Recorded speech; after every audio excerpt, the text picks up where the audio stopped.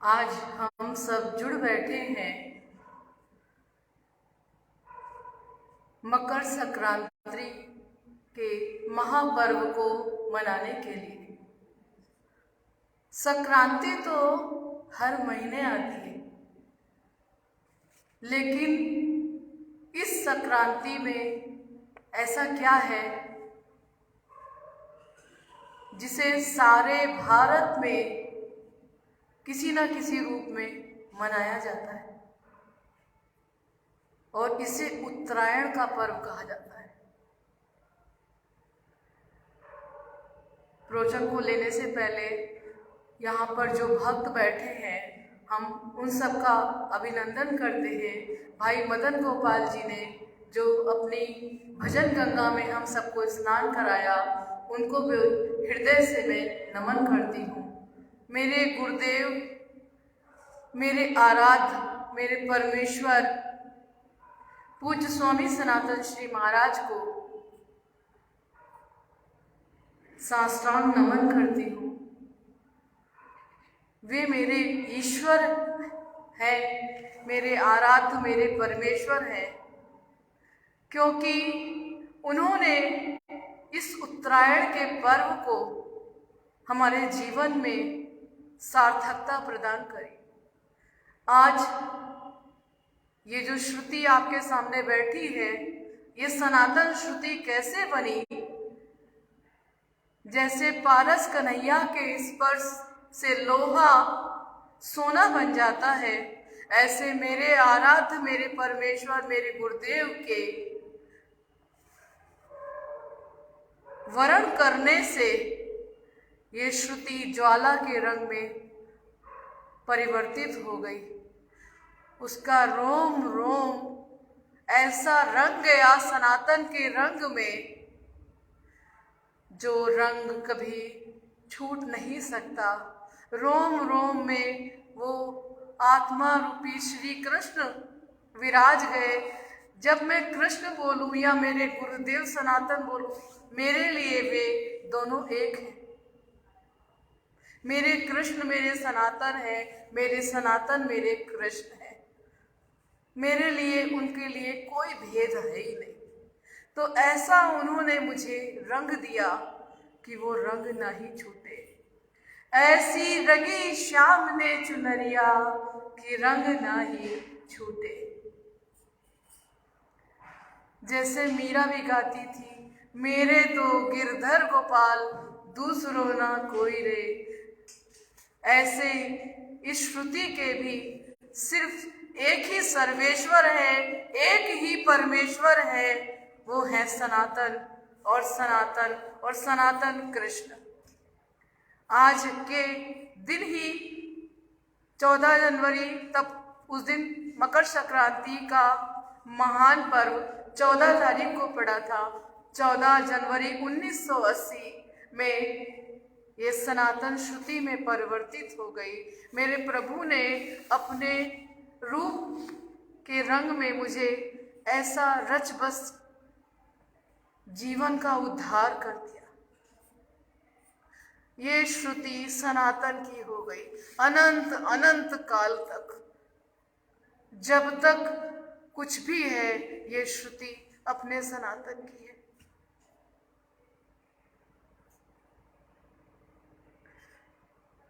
बहुत सौभाग्यशाली होते हैं जिन्हें कन्हैया वरण करता है, और हम तो जानते हैं हमसे ज्यादा सौभाग्यशाली कोई नहीं है।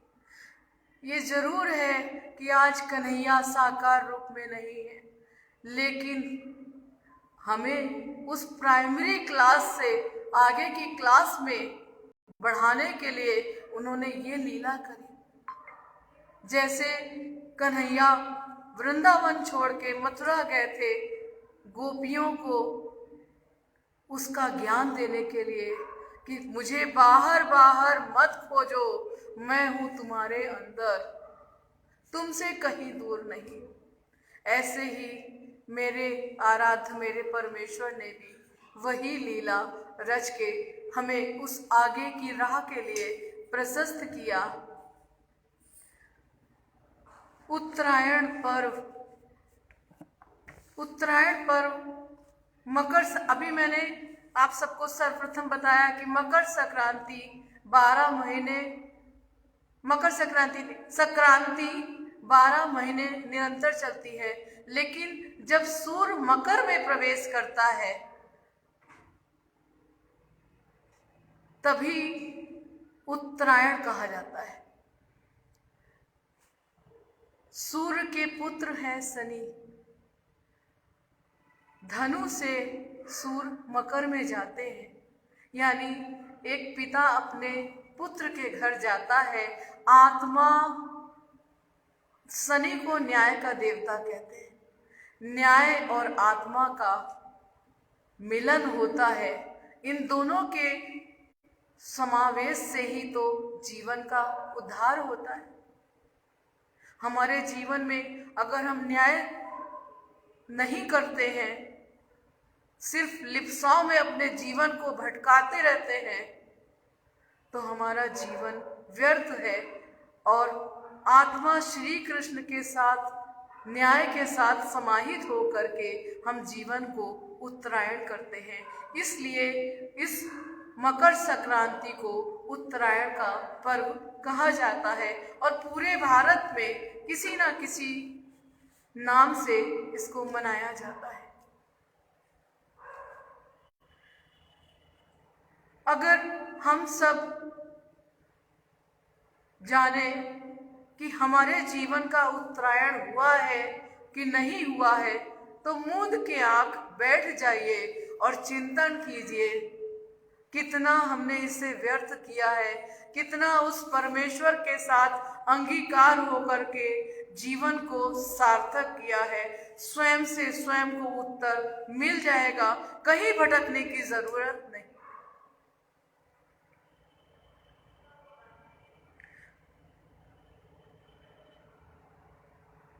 पता चल जाएगा हम में से कौन अपने जीवन को उस हार की ओर ले जा रहा है, कौन उसको गति दे रहा है परमेश्वर की तरफ। सबको स्वयं उत्तर मिल जाएगा। उत्तर कहीं दूर नहीं है, बस खाली एकाग्र होने की बात है।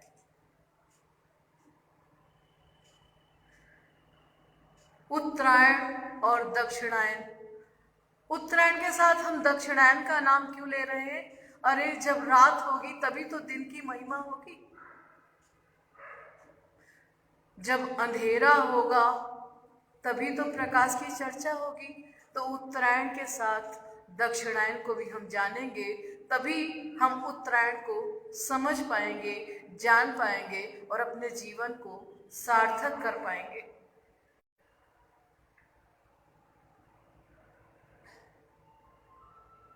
महाभारत युग में जब अर्जुन लिप्साओं में फंस जाता है, ये मेरे रिश्तेदार, ये तो भगवान गीता का उपदेश देकर उनके जीवन का उत्तरायण करते हैं। हम सब जानते हैं कन्हैया हमें बारंबार उस राह को दिखाते हैं। हम क्यों दशानन रावण बन जाते हैं? हमें अपनी राह को संवारना है, हमें अपने लक्ष्य को लेकर चलना है, जो राह लेके धरती पर हमारा पदार्पण हुआ था। अबोध अवस्था में तो हम बहुत निर्मल रहते हैं, लेकिन जैसे हम बड़े होते जाते हैं, अपनी चंचलता में, अपनी लिप्साओं में, अपने जीवन चंचल, छोटा बच्चा निर्मल होता है, चंचलता अच्छी लगती है। बड़े होकर के भी चंचलता रहे तो कोई भी उसे अच्छा नहीं कहता।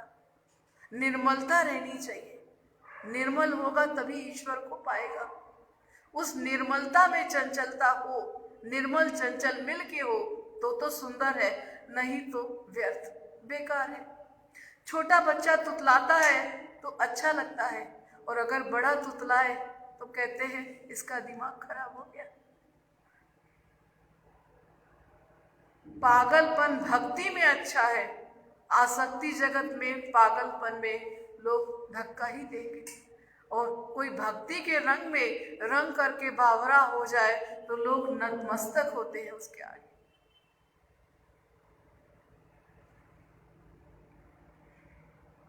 तो हम बात कर रहे हैं उत्तरायण और दक्षिणायन की। एक मार्ग उत्तर की ओर जाता है जिसका यान है देवयान, और दक्षिणायन से गए व्यक्ति को पितृयान कहते हैं। पितृयान से गया। पितृयान जब चिता की लकड़ियों पर हम जाते हैं और इससे नहीं जा पाए, हमारे जो लिप्साओं से रिश्ते नाते थे वही हमारी कपाल क्रिया से हमको मुक्त करते हैं, तब हमारा उस ईश्वर में जा करके फिर से चिंतन हो सकता है। तो उसे दक्षिणायन गया व्यक्ति पितृयान से जाता है। और पितृयान से जो व्यक्ति जाता है वो बारंबार आवागमन के चक्र में फंसता है, जहां पर हम बारंबार आते हैं, फिर से काखा का ज्ञान पढ़ते हैं, फिर से सारी उपलब्धियों को संजोते हैं, और अगर इस बार भी अपने जीवन को हम उत्तरायण नहीं कर पाते हैं तो जैसे किसी व्यक्ति के कपड़े वो सहज से उतार दे और किसी के कपड़े नोचे जाएं, वही दशा हमारी होती है दक्षिण मार्ग जाने पर। अब ज्ञान भी गया, जो सब बटोरा था इतना सा भी कुछ भी तो नहीं ले जा सकते हो, कुछ भी नहीं, सिर्फ हमारे कर्म ही जा सकते हैं। तो क्या मिला? कुछ भी तो नहीं।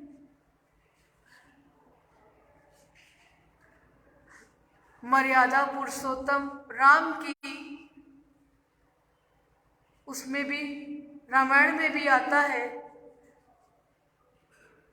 राम की अयोध्या किस दिशा में है? उत्तर में। हम सब बैठे हैं, वो कहाँ है? उत्तर प्रदेश। तो अयोध्या भी उत्तर प्रदेश में ही है ना। उत्तर के राम जीव जानकी को छुड़ाने कहाँ जाते हैं? दक्षिण में। ऐसे ही जब ये जीव फंस जाता है लिप्साओं में, आतृप्तियों में, और जैसे ही वो हमारे लिप्साओं के व्यक्ति हमें मुक्त करते हैं, उत्तर का राम उस जीव जानकी को ले करके फिर से चल देता है उत्तर की राह में। हर जगह हमें यही दिखाया गया है, उत्तर और दक्षिण।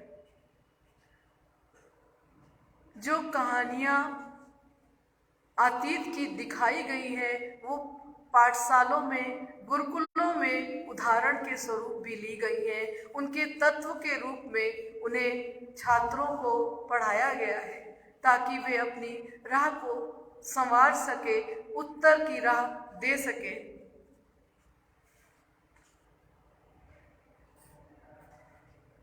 पितामह भीष्म भी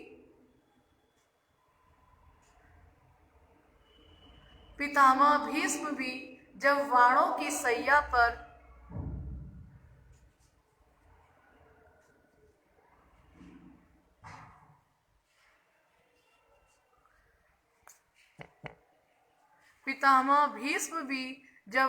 की सैया पर पड़े थे तब उन्होंने प्राण नहीं त्यागे। क्यों नहीं त्यागे? क्योंकि उस समय दक्षिणायन चल रहा था। उन्होंने वाणों की चुभन को सहन किया, उस दर्द पीड़ा को भी आत्मसात किया, लेकिन अपने प्राणों को नहीं छोड़ा कि उत्तरायण की हम प्रतीक्षा करेंगे, उत्तर की राह ही हमें जाना है, हमें अपनी राह को संवारना है। पितामह भीष्म भी उत्तरायण में ही अपने प्राण त्यागते हैं। ये भी कहानी उत्तरायण के महापर्व में ली जाती है। जो भी ग्रह नक्षत्र हैं वे भी बिंदु बिंदु जुड़ करके एक ग्रह नक्षत्र का स्वरूप लेते हैं। कोई ग्रह जब अपने को मायाओं के महासमर में पढ़ के अपने को बहुत विस्तार देता जाता है, अत्यधिक अपने रूप को बढ़ाता जाता है, तब वह नष्ट हो जाता है और वो धूमकेतु बन जाता है। अक्सर हम लोग जानते हैं ना, कोई तारा टूट के गिर रहा है, पहले तो बहुत बार ऐसा दिखने को मिल जाता, तो बड़े बूढ़े कहते थे कि नहीं उधर मत देखो, शुभ नहीं मानते थे उसको। हर जगह उत्तरायण और दक्षिणायन की राह चलती है, किसी एक जगह नहीं, सचराचर में हर जगह उत्तर और दक्षिण है। और जब कोई ग्रह अपनी पूर्णता को पा जाता है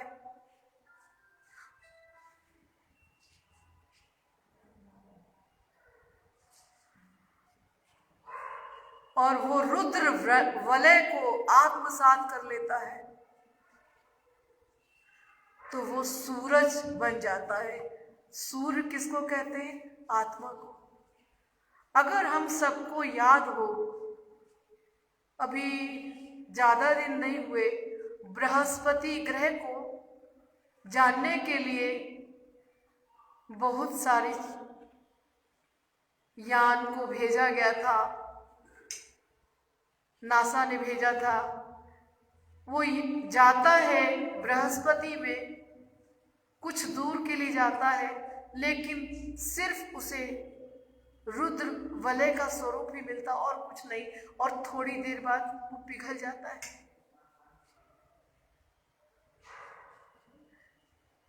बृहस्पति भी अब सूर्य की तरह तेजस्वी हो गया है, वो अमरता की राह पर अग्रसर हो गया है, अपनी पूर्णता को पा गया है। हमने अपने गुरुदेव के श्रीमुख से बराबर ये चीज जाना है। मुझे तो बहुत ज्ञान नहीं है, उनके दिए शब्दों को आत्मसात करके जो कुछ भी आप लोगों को दे पाती हूँ वो गुरुदेव की दी हुई कृपा है। मुझ अज्ञानी के पास तो कुछ भी नहीं है।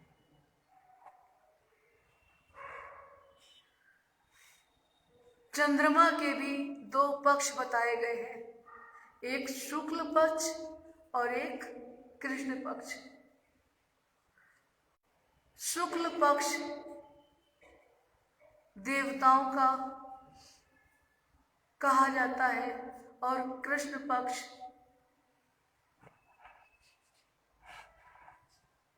आसक्ति से जुड़ा अंधेरे की तरफ जाता हुआ बताया जाता है। शुक्ल मार्ग से योगी जन पुनः आवागमन को प्राप्त नहीं होते हैं, वे अपनी गति को उत्तरायण कर लेते हैं। बारंबार हर तरीके से हमें यही बताया गया है उत्तर और दक्षिण की राह के बारे में।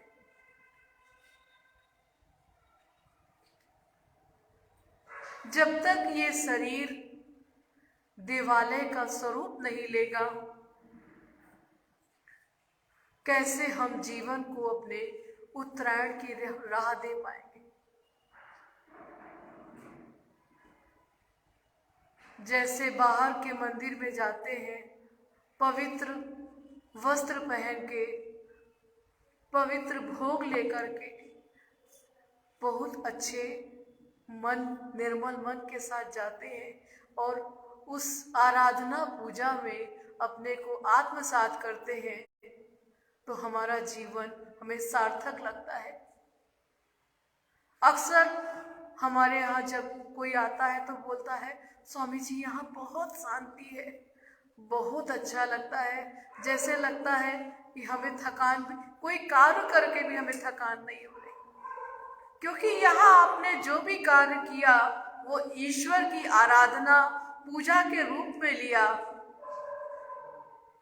आपने स्वेच्छा से किया, स्वेच्छा से किया गया कर्म पूजा आराधना की तरह सुखद हो जाता है और लिप्साव आतृप्तियों में किया गया कार्य हमें सदा थकान देता है।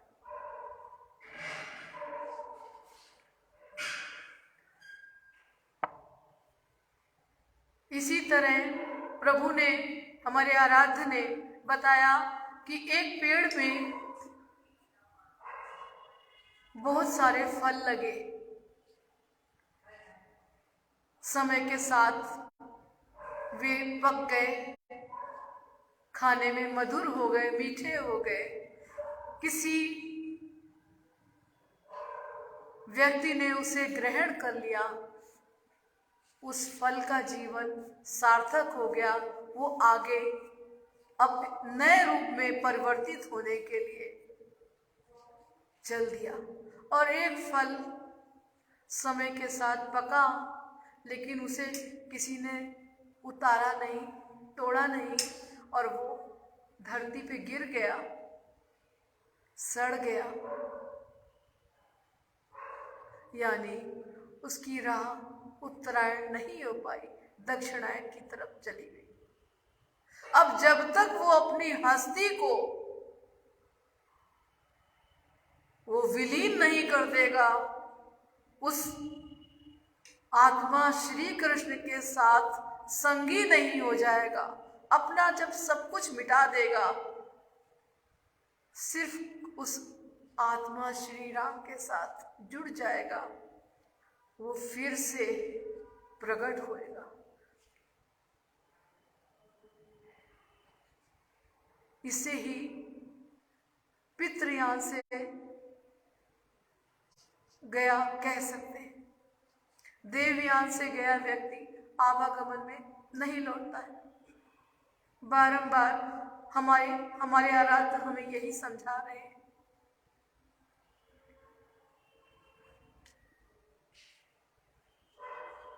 इसीलिए पेड़ों की लकड़ियों को पितृ कहते हैं, पेड़ पौधों को पितृ का स्वरूप माना गया है। इसीलिए पितर पक्ष में कहते हैं कि कोई पेड़ लगा दो तो पितृ खुश हो जाएंगे, क्योंकि उन्हें उसी माध्यम से पाना है। यहाँ पर मैं एक छोटा सा आत्मगीत लूंगी, उसके द्वारा हम इस राह को और भी समझ पाएंगे, जान पाएंगे।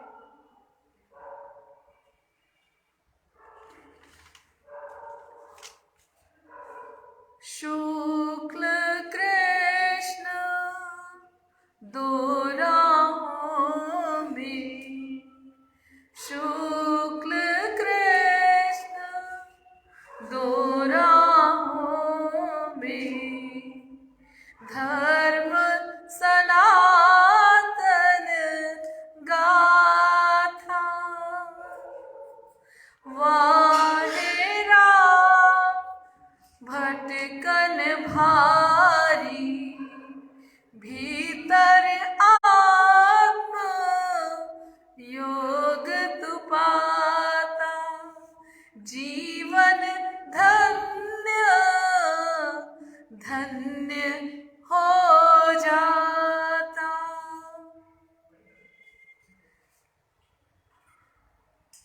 जीव मात्र है ब्रह्म सा जीव मात्र है ब्रह्म संतति, आत्म योग में है सद्गति।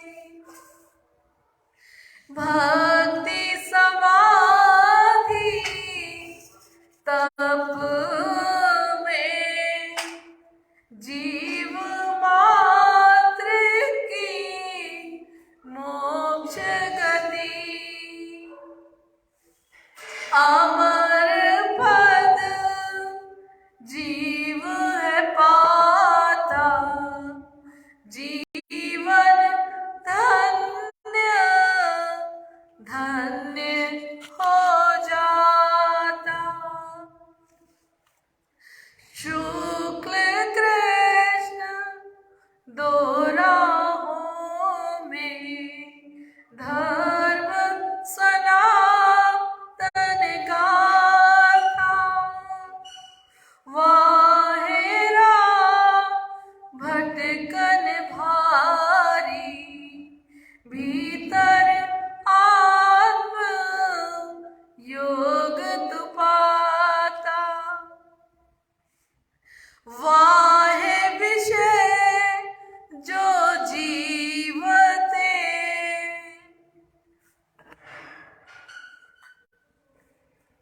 वाहे विषय जो जीवते, लक्ष्य योनि भटका वो में, प्रेत योनि नाना है पाते।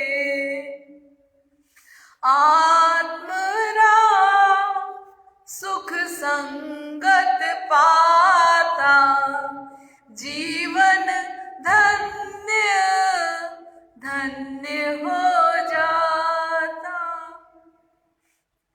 आत्मा अर्पित जीवन सत है, श्रुति वेद संतन का मत है। वाहे जगत हरि निमित्त होकर, आत्म भाव जीना ही सच है।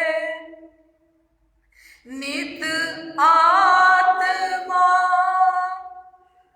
सुख मंगल पाता, जीवन धन्य धन्य हो जाता। जीवन धन्य धन्य हो जाता। इस आत्मगीत में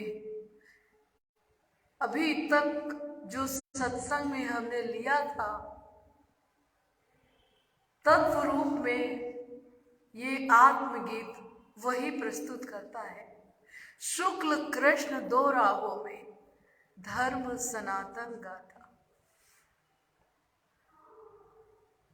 सनातन धर्म की गाथा ही हर जगह, हर पुराण में, हमारे चारों ओर सचराचर में सब जगह वही मिलती है। वाहे राह भटकन भारी, भीतर आत्मयोग तू पाता। वाहे राह का तात्पर्य हम सब जानते हैं। ऐसा नहीं है कि जानते नहीं, बस अतृप्तियों में भुलाए बैठे। जब उस आत्मा श्री कृष्ण की राह को हम बिसरा देते हैं, सिर्फ मेरे तेरे में, लिप्साओं में, मेरे बच्चे, मेरा बेटा, अरे एक बार संसार के हम हो के तो देखें। सारे कार्य सहज भाव से होने लगते हैं।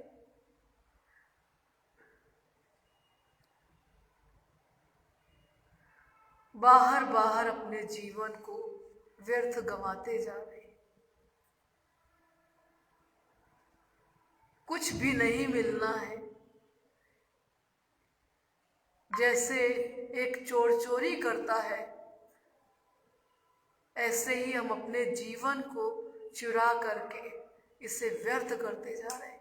आत्मा श्री कृष्ण अंदर बैठ करके निरंतर यज्ञ कर रहा है, हमारी जूठन के भोग को ग्रहण करके हमें रक्त रक्त मांस मज्जा में परिवर्तित करके हमें हर क्षण उपलब्धियां दे रहा है जीवन की।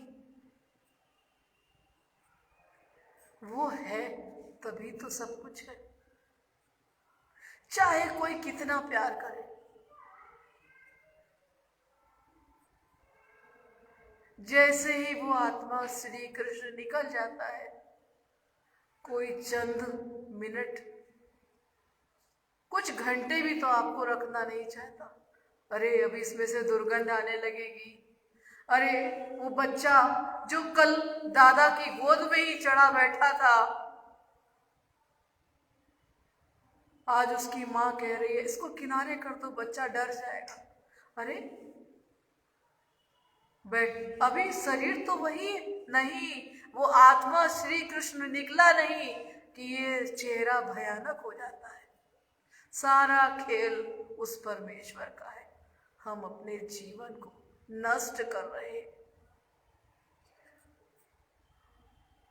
चिड़िया, स्वामी जी बोलते थे, बच्चे घोंसले में रखती है और जैसे ही पंख निकलते हैं, आसमान में उड़ने लायक होते हैं, उन्हें स्वतंत्र छोड़ देती है। ये मनुष्य ही एक ऐसा जीव है जो अपने बच्चों को चलना सीखने के बाद भी, पैरों पे खड़ा करने के बाद भी, विद्या अध्ययन करने के बाद भी, उसके शादी ब्याह के बाद भी उसे मुक्त नहीं करता। अरे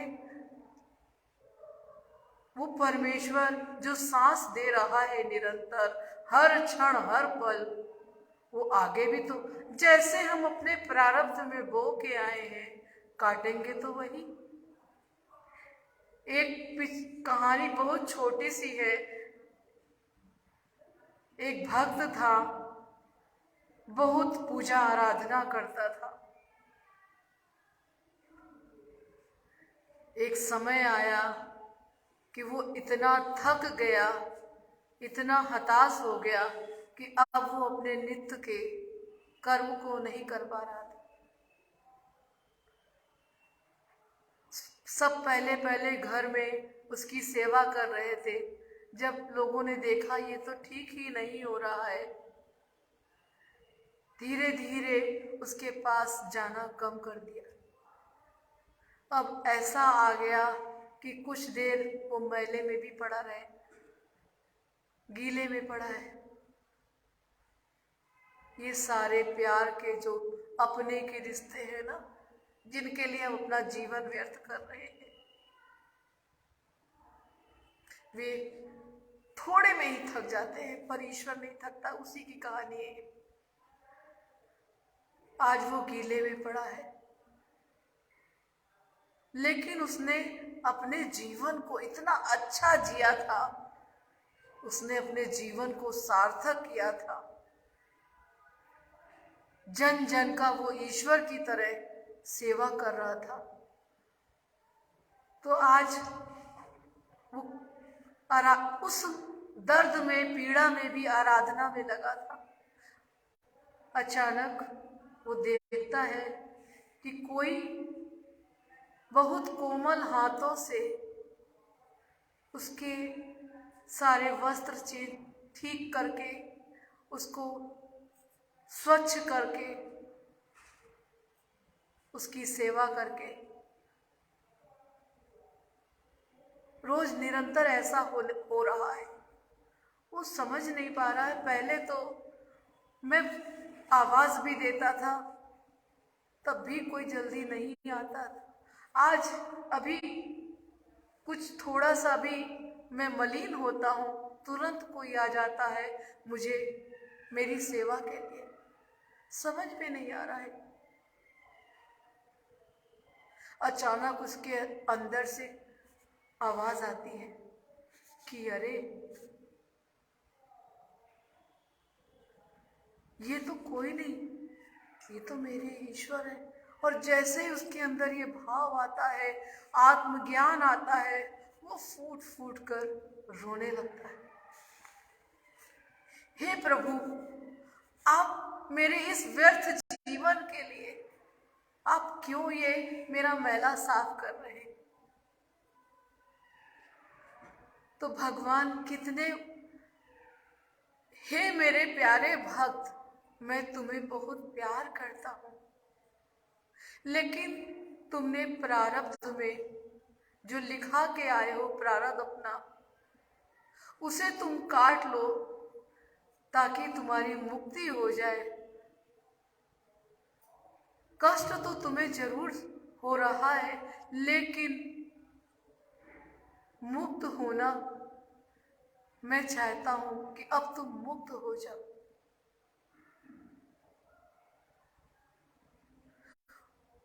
वो भक्त रोमांचित हो जाता है, उसे लगता है क्या पा लिया क्या नहीं पा लिया, सब कुछ, अब उसका कुछ भी नहीं। और जब ये भाव हमारा निर्मल हो गया, ईश्वरमय हो गया, सारा अज्ञान चला गया, भगवान इसी की तो प्रतीक्षा करते हैं कि अब मेरा तेरे का भाव मिट जाए। उसका जो क्षणिक थोड़ा बहुत भी भाव था वो नष्ट हो जाता है और वो सिर्फ हरि नाम का सिमरन करता है और अगले क्षण उसकी मुक्ति हो जाती है, वो कन्हैया में विलीन हो जाता है। अरे हम क्यों इन लिप्साओं में पड़े हैं? कोई नहीं पूछेगा हमें, थोड़े दिन जरूर मुंह दिखाएंगे, लेकिन उस कन्हैया की तरह निरंतर कोई भी हमारे साथ नहीं रहेगा। जब तक हम भीतर उस आत्मयोग को नहीं जानेंगे, उस आत्मा के साथ नहीं जुड़ेंगे, तब तक हमारा जीवन कैसे धन्य होगा, कैसे सार्थक होगा। जीव मात्र है ब्रह्म संतति, सब हर एक में तो वही श्री कृष्ण विराजा है। जब सब में वो विराजा है तो कन्हैया को ही देखते हुए कर्म करो, कर्म से ईश्वर ने कभी मना नहीं किया है। लेकिन हमेशा ये ध्यान रखो, उस कन्हैया से ही सब कुछ है। जैसे एक माली बाग की सेवा करता है निमित्त भाव से,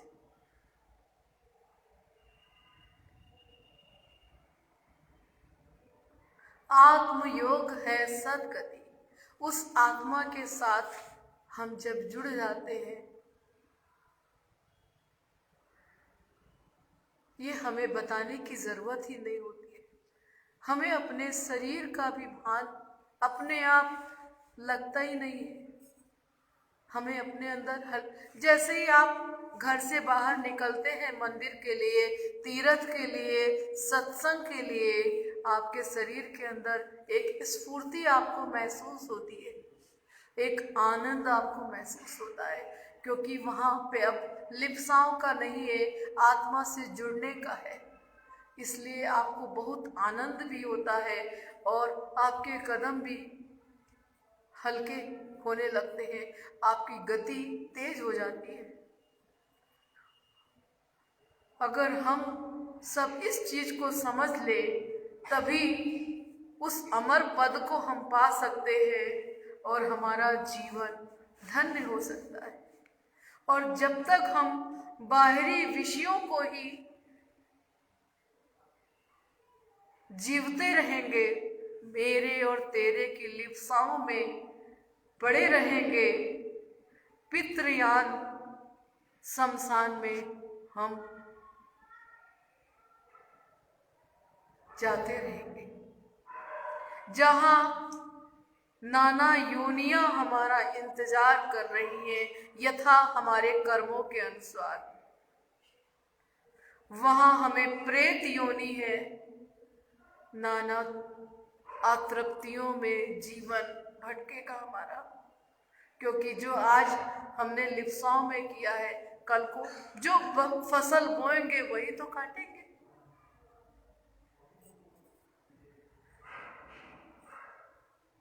बोया पेड़ बबूल का तो आम कहां से हुए। तो क्यों ना आज कर्मों का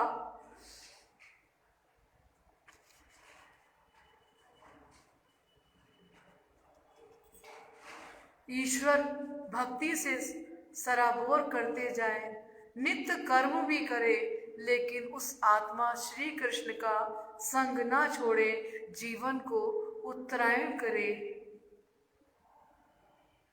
तभी हमारा जीवन धन्य होगा। आत्म अर्पित जीवन सत है।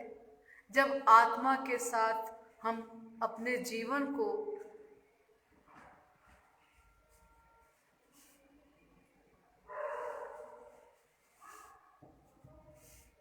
वहां पलंग पे रख दो, बाद में ले आना। आत्म अर्पित जीवन सत है। जब तक उस आत्मा रूपी हवन कुंड में अपने को आत्मस्थ करके सब कुछ नहीं समर्पित कर देंगे, तब तक हमारे जीवन का सत नहीं है, उत्तरायण नहीं है।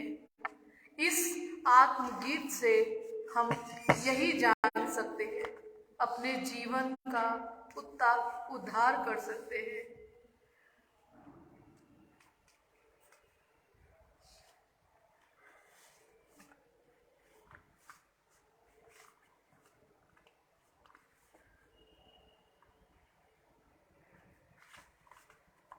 उत्तरायण का पर्व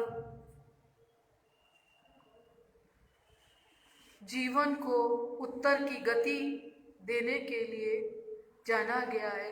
तो आज हम उत्तरायण पर्व को सार्थक करेंगे, अपने जीवन का हम उद्धार करेंगे। आज हम यही संकल्प लेंगे कि अब हम अपने जीवन को दक्षिणायन की राह नहीं देंगे। हम आज से ही अपने जीवन को उत्तरायण की ओर अग्रसर करेंगे।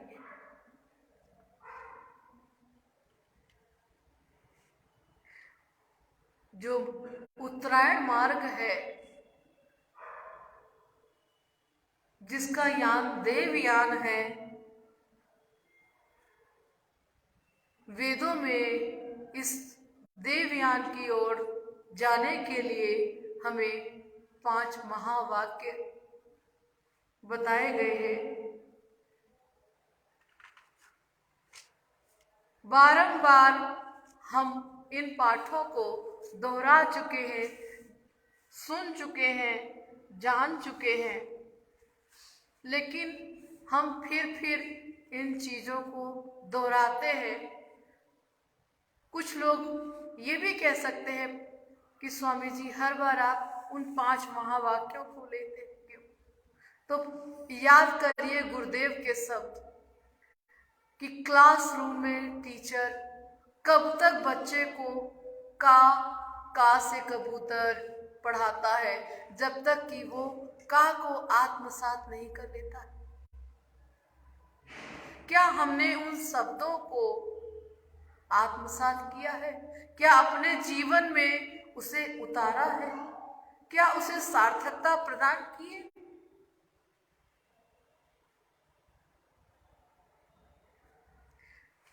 क्या हम योग कर पाए हैं उस आत्मा श्री कृष्ण के साथ? हम जरूर अभी मंदिर में बैठे हैं, भक्ति के रंग में रंगे हैं, लेकिन जैसे ही गेट से बाहर गए, क्या तब भी हम उस रंग में, उस आनंद में सराबोर रह पाएंगे? क्या अपने को वो उत्तरायण की गति दे पाएंगे?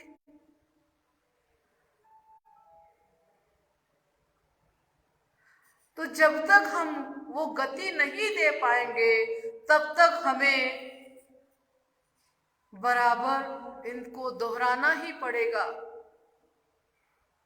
बराबर हमें जानना ही होगा।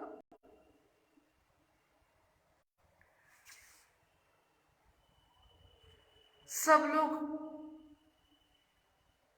लगभग जितने लोग बैठे हैं वो 5 महावाक्यों के बारे में जानते हैं। हम उन्हें बहुत विस्तार से आज नहीं लेंगे, संक्षिप्त ही लेंगे, क्योंकि हमें पता है आप सब लोग उन्हें जानते हैं, लेकिन एक छूते हुए चलेंगे ताकि बार बार जागृति हो जाए। करत करत अभ्यास थे, कहते हैं बार बार अभ्यास करो तो आदमी उस तरफ अग्रसर हो ही जाता है। तो हम आपका भी पाठ दोहराएंगे और खुद के लिए भी अपने इस पाठ को दोहराएंगे और जीवन को उत्तरायण की राह देंगे।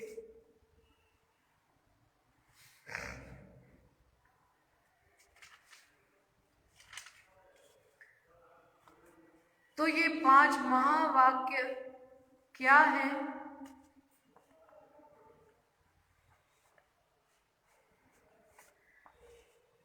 यहाँ पर बैठे सब जानते ही हैं।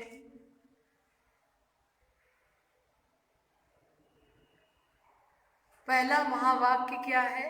तत्त्वमसि। तत्त्वमसि का अर्थ है वहां तुम हो। कैसे वो तुम हो? कैसे? इस शरीर को यदि हम उसका स्वरूप दे, इस धार यथापलथी जैसा चबूतरा, धड़ के जैसा गोल कमरा, सिर के जैसा गुंबद, जटाओं के जुड़े सा कलश, आत्मा जैसी मूरत, स्वरूप कौन सा उभरा? मंदिर, जिसे हम देवालय भी कह सकते हैं।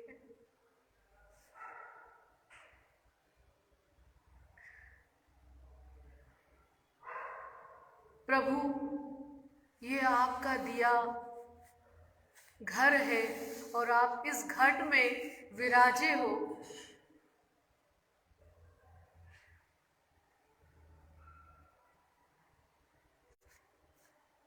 और प्रभु, आप इस जीवन में विराजे हो तो आप ही इस जीवन के आदि, मध्य, अंत, अनंत सब कुछ प्रभु आप ही तो हो। धारण, सृजक, संहारक और मोक्षदाता भी तो प्रभु आप ही हो। तत्त्वमसि, वह तुम हो। दूसरा महावाक्य है तेजोअसि। तेजोअसि का अर्थ है तेज हो। कैसे? तेज को कैसे ढूंढेंगे? उसको भी तो ढूंढने के लिए हमें आत्मसात होना पड़ेगा। इस देवालय में वो तेज कहाँ है? कैसे इस हमारा शरीर तेजस्वी स्वरूप में प्रकट है? उस तेज का कहाँ पर उद्गम है? तो मूंद के जब हम आंख बैठ गए समाधि में और वो देखते हैं, अरे प्रभु आप ही तो हो, आप ही के तेज से ये प्रकाशित है।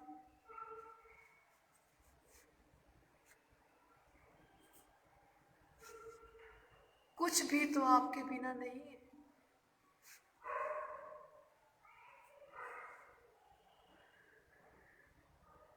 जब आपको अंतर में देखा प्रभु, आप ही हो, आप ही हो, आपके सिवा कुछ भी तो नहीं है। अगर वो कृष्ण निकल जाए इस शरीर से, आंखें तो हैं, क्या ये मुर्दा आंखें? किसी चीज को देख सकती, चाहे कितनी भी रोशनी दे दो, चाहे सहस्त्र सूर्य भी आ जाए, फिर भी ये आंखों में प्रकाश नहीं होगा। वो सहस्त्र सूर्यों का स्वामी जब तक इस शरीर घट में विराजा है, तभी तो ये आंखें उसकी लीला को देख सकती है। तेजो असी युगों से युगों तक यही गाथा रही है तेजो असी की, जिसे ढूंढ रहे थे हम बाहर बाहर। प्रकाश कौन सा? आतृप्तियों में, सब कुछ में कहीं नहीं था, वो तो अंतर में था। वो सारा सुख, आनंद, सब कुछ वो तो अंदर ही था। इसको अगर हम बहुत सरल रूप में देखें,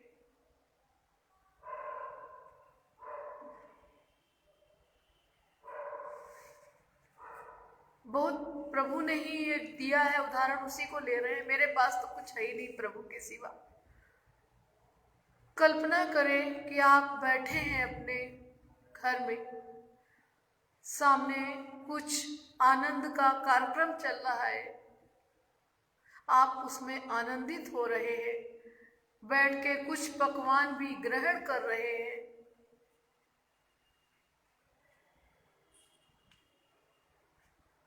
लेकिन तभी कोई बुरी खबर आ जाती है,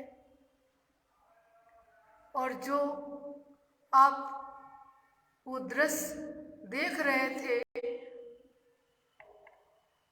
मनोरंजन कर रहे थे, यथावत है, लेकिन अब वो मनोरंजन सुख नहीं दे रहा है। हटाओ इसको, बंद करो इसको। अरे जो चीज खा के जिसके स्वाद का हम आनंद ले रहे थे, वो भी अब बेस्वाद लग रहा है, रख दिया उसको, नहीं खाएंगे। वो चीज नहीं बदली, वो मनोरंजन नहीं बदला, बदल गया था हमारा अंतर। अरे जिसे खोज रहे थे हम, वो आनंद हमारे अंदर था, वो कहीं बाहर नहीं था। ना बेटे में, ना बेटी में, ना हमारी आतृप्तियों में। हम अपने जीवन को यूं ही बर्बाद कर रहे थे। आत्मा कृष्ण के आनंद से ही आनंदित थे। सुख अंदर है, टूटता भी मन अंदर है, आनंदित भी मन यहीं से भी होता है। अरे तो क्यों ना हमेशा आनंदित हुआ जाए, आतृप्ति आसक्तियों की बेड़ियों में फंस करके अपने को पीड़ा में क्यों ग्रसित किया जाए। उस तेजस्वी आत्मा श्री कृष्ण के साथ क्यों ना हम बंध जाएं, अपने जीवन को उत्तरायण कर जाएं। तीसरा महावाक्य है, एको ब्रह्म द्वितीयो नास्ति। हर और सचराचर में, पेड़ में, पौधे में, हर चीज में, कुछ भी है जो भी प्रभु ने सचराचर में बनाया, हर चीज में वही तो बैठा है।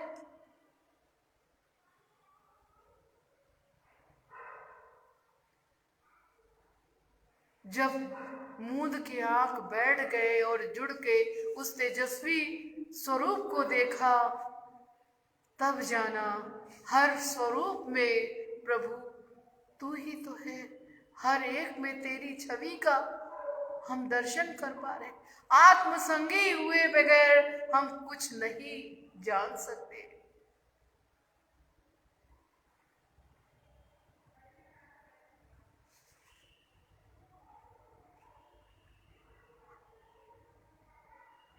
जब हम मन अपना एकाग्र कर लेते हैं और सब भ्रांतियों को जला देते हैं, और जब स्वयं को उस प्रभु के साथ चिंतन मनन करने लगते हैं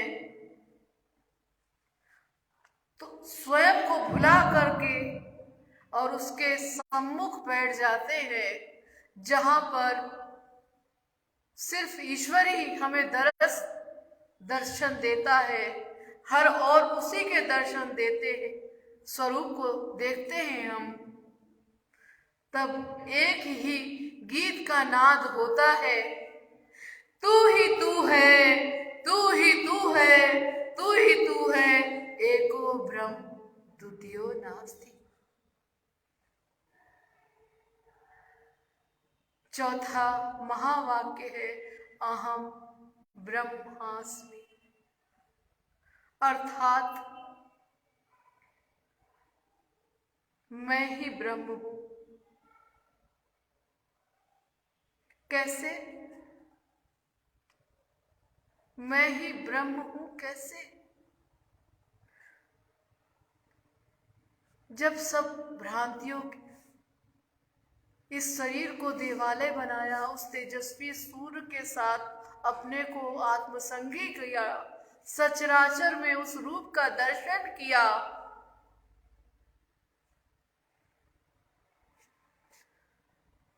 और अपने इस शरीर को प्रभु का दिया प्रसाद समझ करके इस जीवन को जीने लगा, अपने जीवन को हम गति प्रदान करने लगे। तब इसकी सार्थकता होने लगी और इस शरीर को धीरे धीरे उस आत्मा रूपी हवन कुंड में हम समिधा के स्वरूप में अर्पण करने लगे। अब हम दो नहीं हैं, जीव और आत्मा एक हो गए हैं। जैसे ऊधव गोपाल हो गया, जब ऊधव की तपस्या पूर्ण हुई और जब वो जल में अपने स्वरूप को देखता है तो उसका रूप कृष्ण का होता है, तब ये अवस्था होती है अहम ब्रह्मास्मि। अगर हम हर क्षण हर पल अपने को बारंबार ये दिशा देते जाएं कि आज के उत्तरायण को हमें सार्थक करना है, इसे उत्तरायण बनाना है, तभी हम अहम ब्रह्मास्मि की अवस्था को पा सकते हैं। धारणा से ध्यान, ध्यान से समाधि, समाधि से यज्ञ और यज्ञ से योग। योग का अर्थ भी प्रभु ने बताया है। योग उसको कहते हैं जब जीव और आत्मा एक हो जाए। इसे बहुत सरल से एक उदाहरण में बताया था, जैसे पानी में चीनी को डालो, चीनी अपना स्वरूप खो देती है और एक मिठास के रूप में परिवर्तित हो जाती है। अब उसमें से आप चीनी अलग नहीं कर सकते हो। हमने अपने स्वरूप को, अपने भाव को, अपनी आतृप्तियों को, अपनी भ्रांतियों को, सबको मिटा दिया है। अब उस आत्मा श्री कृष्ण के साथ जुड़ बैठे हैं। उस स्वरूप को हम पा गए हैं, अहम ब्रह्मास्मि। पांचवा महावाक्य है सोहम अस्मि। इसका अर्थ है वो मैं हूं। वो मैं कैसे? जब हमने इस देवालय में, शरीर देवालय में ध्यान के द्वारा इस दसों इंद्रियों को भटकावों से दूर कर दिया, इनको दशरथ बना लिया, अपने जीवन को उस आत्मा श्री राम के साथ समाधिस्थ कर लिया, इस तन सामग्री को आत्मा रूपी हवन कुंड में विसर्जित कर दिया, जिसे हम कल तक बाहर बाहर भज रहे थे। आज उस आत्मा श्री कृष्ण के साथ, आत्मा श्री राम के साथ, उस आराध्य के साथ अपने को एक ही स्वरूप में ढाल देते हैं। और जब एक हो जाते हैं, अब कोई भटकाव नहीं रह गया। जीव और आत्मा अब एक हो गए, और जब एक हो गए, अद्वैत हो गए, तब ये टूटता है। प्रभु ने, जैसे हमारे एक भक्त ने बताया कि प्रभु इस तरीके से, मैंने तो उसे छुआ नहीं, पर उनके लिए मेरे मन में ये भाव भी नहीं था कि देखो, क्योंकि मेरे कृष्ण सनातन बनकर के लीला करने आए थे। मेरी आत्मा तो उनके उस रूप को देख चुकी है और उसी में अपने रोम रोम को रंग चुकी है। ये सनातन श्रुति सनातन कृष्ण की हो चुकी है अनंत अनंत के लिए। अब इसका कोई अस्तित्व नहीं है। अब इसका लक्ष्य सनातन है, मार्ग सनातन है, राह भी सनातन। जब भक्त और भगवान एक हो गए तो कहते हैं, जो बाहर बाहर कल भटक रहा था, आज वो खिलौना खिलाड़ी हो गया। उपासक जो कल बाहर बाहर हम भक्ति में मंदिर में बाहर बाहर पूजा कर रहे थे, आज हमारा स्वरूप उस ईश्वर की तरह हो गया है। जैसे ऊधो गोपाल हो गया है, उपासक उपास्य हो गया है। अब कृष्ण और ऊधो में कोई अंतर नहीं है, साधक और भक्त में कोई अंतर नहीं है। चल दिया है उस अनंत की राह को, उस अनजानी राह को। सोहम अस्मि, सोहम अस्मि, सोहम अस्मि।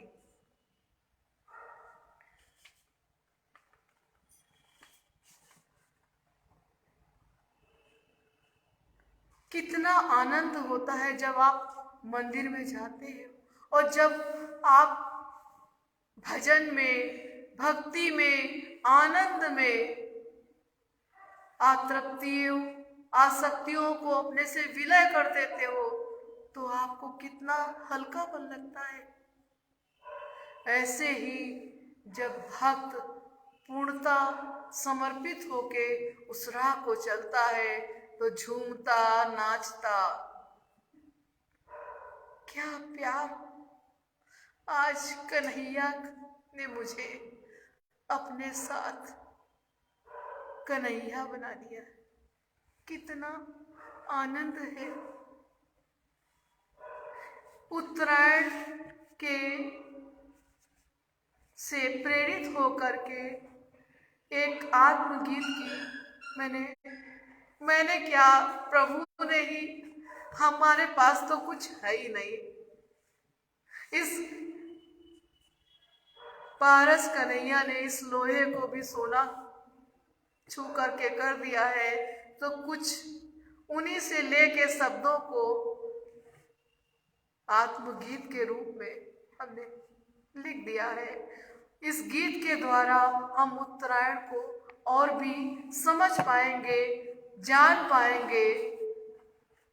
मेरे पास स्वर नहीं है, आत्मा की, आनंद की, भक्ति का रस है। उस प्रभु में एक हो जाने का आनंद है, उसे हम शब्दों में बयां नहीं कर सकते।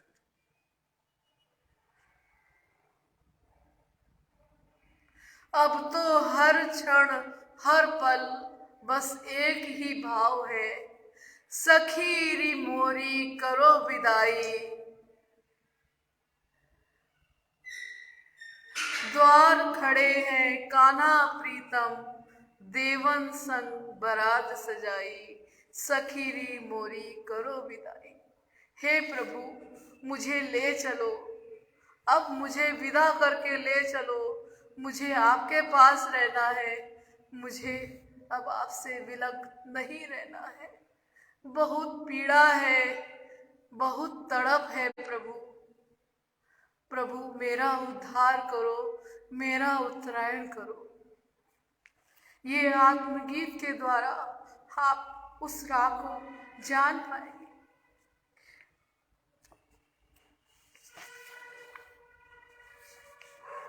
जीवन नैया के हो खिवैया, जीवन नैया के हो खिवैया, उद्धार करो हे कृष्ण कन्हैया, उद्धार करो हे कृष्ण कन्हैया। उत्तर दक्षिण कथा पुरानी, गीता वेद सबे बखानी, दक्षिण आवा गमन की बानी, उत्तर रा अनंत में आनी, स्वीकारो हे नाग नथैया, उद्धार करो हे कृष्ण कन्हैया, उद्धार करो हे कृष्ण कन्हैया। तन धाम मन मेरो मंदिर, तामे कान्हा मूरत अति सुंदर, स्वप्निल रूप सोहे मन हर, भक्ति रस का बहे समंदर, झूमू संग में रास रचैया, उद्धार करो हे कृष्ण कन्हैया, जीवन नैया के हो खिवैया, उद्धार करो हे कृष्ण कन्हैया। हे श्रुति नाथ सनातन प्यारे, हे श्रुति नाथ सनातन प्यारे, जीवन सर्वस तो पेवारे, उद्धार करो अब पालन हारे, निस दिन दासी श्रुति पुकारे, निस दिन दासी श्रुति पुकारे, अद्वैत योग पाए अब नैया, अद्वैत योग अब पाए नैया, उद्धार करो हे कृष्ण कन्हैया, उद्धार करो हे कृष्ण कन्हैया, उद्धार करो हे कृष्ण कन्हैया, निस्दिन दासी तुहे पुकारे। हर क्षण हर पल ईश्वर ही जानता है, मेरे सनातन के सिवा मेरे पास कुछ भी नहीं है। बस जब तक वो इससे कार्य करा रहे हैं, कर रही है, अब मन नहीं लगता है। बस अपने सनातन प्यारे के पास जाने का मन करता है, उसी में विलीन हो जाने का मन करता है, सनातन हो जाने का मन करता है। मुझे भी उत्तरायण की राह चाहिए, मुझे भी अद्वैत चाहिए। प्रभु आप तो बहुत करुणा निधान, बहुत कृपालु हो प्रभु, बहुत सब कुछ देख लिया है प्रभु, आपके सिवा कुछ भी नहीं है, कुछ भी नहीं है, सिर्फ आप हो। वाह जगत में कुछ भी आपके सिवा नहीं है, सर्वत्र आप ही हो प्रभु, हर ओर प्रभु आप ही हो। अब मुझे भी किनारा चाहिए, मुझे भी उस आत्म जगत पे उद्धार चाहिए प्रभु, मुझे भी सनातन होने का सौभाग्य चाहिए। अब मेरा भी उद्धार करो प्रभु, मुझे भी साध लो और मुझे भी उस योग समाधि में ले करके मुझे उत्तर की राह दो।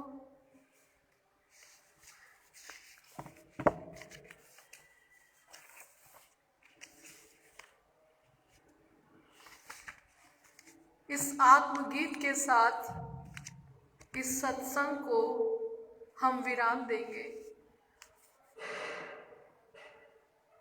ये हमारी प्रार्थना है परमेश्वर से। साधो योग समाधि पाए, साधो योग समाधि पाए, वाह जगत सब जान लियो है, अब अंतः चक्षु जगाए, अब अंतः चक्षु जगाए, अंतः दुई जीवन धारा, ज्ञान बिनु न हो एक किनारा, निमित्त जगत अरुआ जगत में, ज्ञान कर्म से हो उद्धारा, वेद श्रुति की राह में जाए, योग समाधि पाए।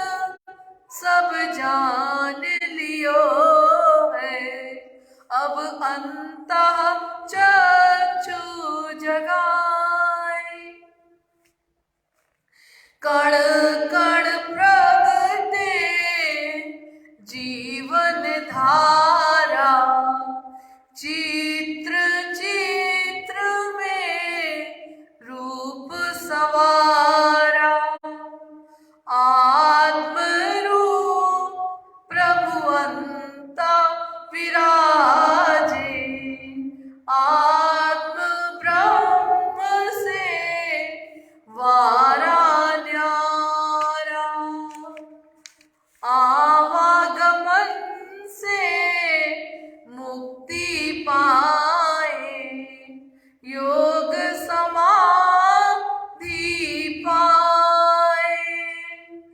वाहे जगत सब जान लियो है, अब अंतः चक्षु जगाए। श्रुति में की अमर वाणी, संत मुनि जन यही बखानी। आत्मा से उद्गम जीवन का, आत्मयोग अद्वैत कहानी। अमर राह को लक्ष्य बनाए, योग समाधि पाए। वाहे जगत सब जान लियो है, अब अंतः चक्षु जगाए।